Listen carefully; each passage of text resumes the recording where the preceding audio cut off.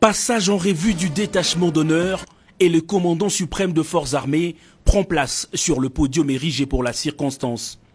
L'instant est plus qu'historique. La République démocratique du Congo voit s'ouvrir ce jour les portes de sa toute première école de guerre.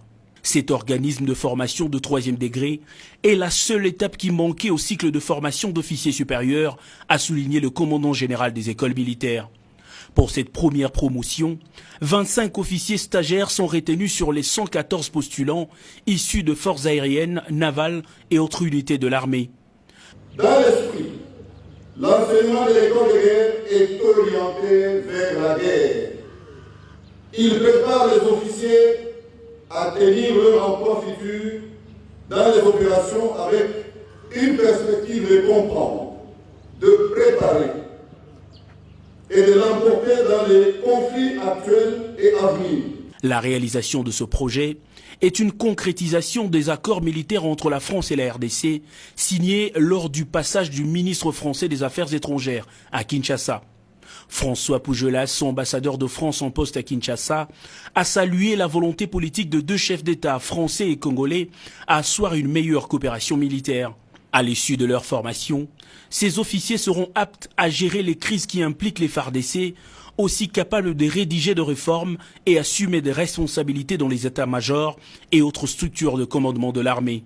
L'idée même de créer une école de guerre de 3e niveau dans notre pays surgit de l'esprit du commandant suprême lors de l'avènement à la tête de la République, il y a aujourd'hui près de 2 ans. Décidément, le nouvel homme d'État congolais venait de faire un rêve, celui de voir naître et pousser au cœur de l'Afrique une institution élitiste capable d'assurer une formation militaire digne de répondre aux besoins de nos forces armées de la République et aux besoins des armées des pays amis. L'école de guerre de Kinshasa, située au cœur du continent, devient ainsi naturellement le berceau légitime de la formation des élites militaires régionales. Après les discours, le chef de l'État Félix-Antoine Tshisekedi descend du podium pour couper le ruban symbolique avant d'effectuer une visite guidée des bâtiments réhabilités qui serviront de locaux pour l'école en attendant l'achèvement des travaux du grand bâtiment.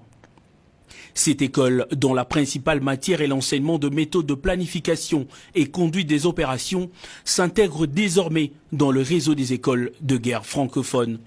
À la sortie du centre, les épouses de militaires ont ovationné le chef de l'État en reconnaissance de ses efforts à redorer l'image de l'armée congolaise et la dignité du soldat congolais, défenseur de la patrie.